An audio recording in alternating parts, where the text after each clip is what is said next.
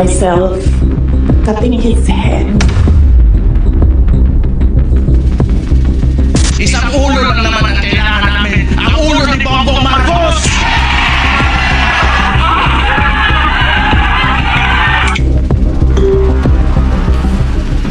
Ganito ipinapamukha ng mga Duterte sa mga tao ang kanilang katapangan na kahit sa kabastusan ng kanilang pagkatao ay inilalantad nila sa mga tao ang kanilang mga ugali na kung saan ay wala namang katuturan. Puro pagbabanta ang ating naririnig mula sa kanilang mga bibig na kung saan nga mga idol ay nagdudulot ng takot sa taong bayan. Subalit sa kabila nito nga mga idol ay marami pa rin sa ating mga kababayan ang patuloy na sa kanila ay sumusuporta at binabaliktad ang katotohanan na ang pamilyang Duterte talaga ay hindi mapagkakatiwalaan pagdating sa batas sapagkat sa kanilang kapangyarihan idinadaan at kahit pa sa pag-uutos na patayin ng isang tao ay tila baliwala lamang sa kanila, lalo na nung noong naging pangulo pa ang kanilang ama na si dating Pangulong Duterte ay ipinag-utos noon ang shoot to kill na kung saan ay walang habas ang patayan at kahit pa madamay ang mga inosente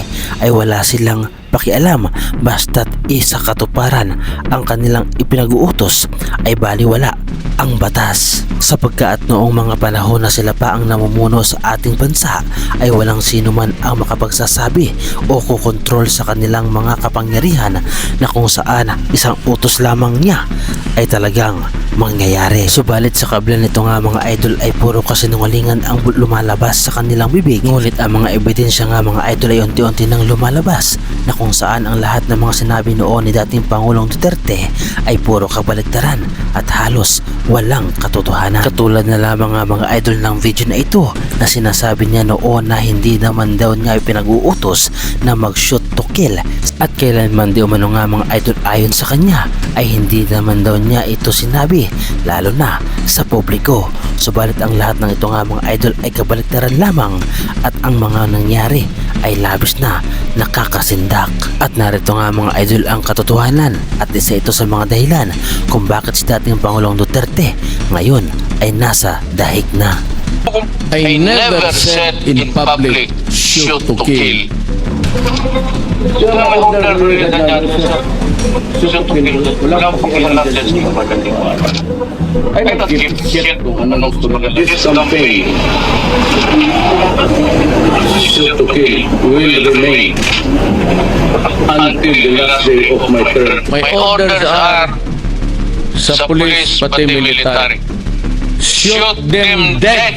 Para sa ibang tao nga mga idol ay matapang ang mga Duterte at walang inuurungan sa lahat ng laban. Subalit ang lahat ng ito nga mga idol ay bumabalik sa kanila.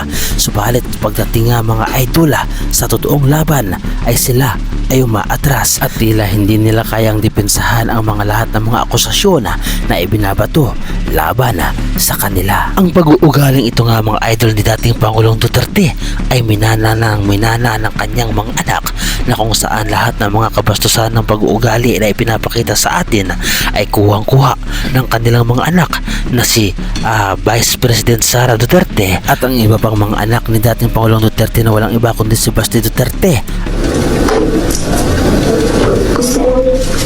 Ang galing mo ulo niya ba?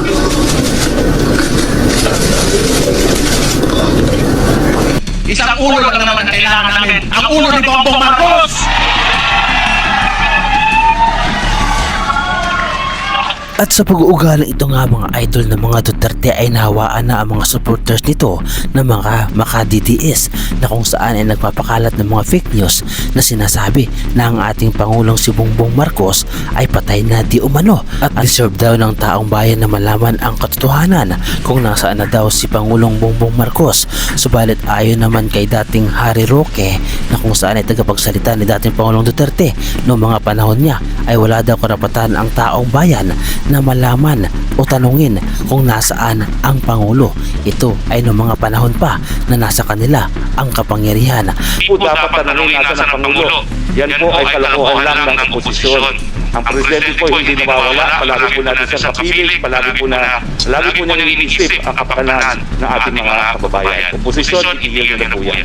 Ang presidente ay patay na as of 2:51 AM on April 8, nalagutan na siya ng buhay sa St. Luke's Hospital, specifically at West Wing, Room 304. Kalat na po sa social media ang balita na iyan, pero hindi pa confirm. Deserve ang taong bayan na malaman ang katotohanan. Deserve ng taong bayan na malaman ang katotohanan. Subalit para sa inyong mga DDS ay wala naman kayong paniniwalaan na tama patungkol sa ating Pangulo, dahil ang lahat ng mga binabalita ng mga katotohanan ay para sa inyo ay puro kabaligtaran. Kaya naman ang ating Pangulo na si Bongbong Marcos ay mayroong pasaring sa lahat ng mga gumagawa ng fake news at mga nagsasabi na siya ay may mga malubang karamdaman, at ang Pangulo natin nga mga idol ay mismo ang magsasabi na siya ay nasa maayos at magandang kalusugan. Ako, ha? Alam ninyo, puro sinungaling ng mga yan. At hindi totoo yung mga sinasabi nila. Nakasinungalingan yan. Kaya mula ngayon, yung mga taong yan na nagsabi sa inyo na may sakit ako, na baldado na ako, ha? Alam ninyo, puro sinungaling ng mga yan. Kaya lahat ng sasabihin ng mga yan, kasinungalingan. Kaya huwag niyo nang paniwalaan kung sino man yung mga yun. Now you know who the liars are and who is telling the truth. And once again, I think it's very, very easy and very clear that I'm in very, very good health. I just had everything. My numbers are. I just had my regular blood test kasi nagpapaano ako ng vitamins and everything. And I'm fine. I'm really quite fine. The last time that I went to the hospital was to have my CAT scan to show na yung diverticulitis ko gumaling na. So that was what?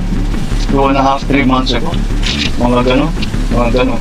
So that's all these reports of me going to the hospital. I haven't been to the hospital for 3 months, and even then it was just to have a CAT scan, because the CAT scan to tell my doctors if the diverticulitis has completely been fixed, and it was, and I'm done. My diet is back to normal. My exercise is back to normal. I still exercise 3-4 times a week. I'm watching my food better than before. But you know, so people. I'm sorry. Maintenance medicine for no. I have two. One for gout, which is lopurinon. Nung nasa lahi namin mga Ilocano magka-gout eh. And the other is for high blood pressure, for hypertension. Those are the only two medicines that I take. The others that I take are nothing really. When I have allergies, I take an antihistamine. Pero wala naman ngayon. Aside from that, that's it. I'm not a great believer in supplements. If you eat well and you exercise regularly and you get regular sleep, yun lang medyo kulang ako yung tulog. But otherwise, everything is normal. And I'm happy to say that I'm healthy. You want me to do more jumping jack? Army dozen. I can do the army dozen. Nag-army dozen ako kumisa. Ganito kabastos nga mga idol ang mga pamilyang Duterte at ang mga DDS supporters. Kaya naman, nasa inyo na kung patuloy nyo pa rin silang susuportahan. Ano ang masasabi ninyo mga idol sa reaction video na ito? At anong inyong opinion patungkol dito? Ibahagi nyo naman mga idol ang inyong reaction at opinion sa ating comment section. Myself cutting his head.